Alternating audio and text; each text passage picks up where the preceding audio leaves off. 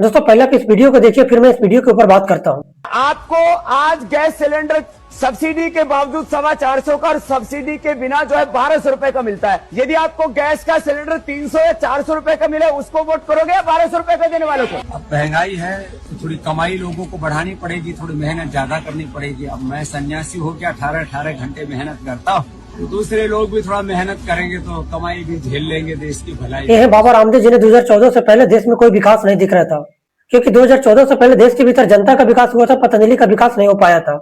उसी को लेकर 2014 से पहले बाबा रामदेव देश की जनता को बरगलाने का काम करते थे कि देश में महंगाई कितनी है, बेरोजगारी कितनी है और देश के अंदर काला धन कितना है।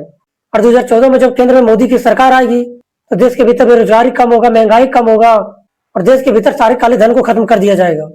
2014 में बाबा ने देश के भीतर मोदी की सरकार बनाने में बहुत बड़ी भूमिका निभाई थी, क्योंकि इस बाबा को मालूम था कि जिस देश के भीतर 60 सालों में पतंजलि का विकास नहीं हो पाया है, केंद्र में मोदी की सरकार आने से उस पतंजलि का विकास 5 सालों में बहुत तेजी से हो सकता है। और देश की जनता को बरगलाने में इन बाबाओं ने कोई कमी नहीं छोड़ी। और 2014 से जब अभी तक केंद्र में मोदी की सरकार है, तो देश की जनता का विकास हुआ हो या ना हुआ, लेकिन पतंजलि का विकास देश के भीतर एक बड़े पैमाने पर हो गया है। और आज जब वही बाबा से देश में महंगाई बेरोजगारी के बारे में पूछा जाता है, तो वही बाबा का जवाब आता है कि देश में महंगाई बढ़ी तो कमाई बढ़ाने की जरूरत है। देश की जनता को ज्ञान दे रहे हैं कि जब बाबा 18 घंटे काम कर रहे हैं, तो देश की जनता को भी 18 घंटे काम करने की जरूरत है।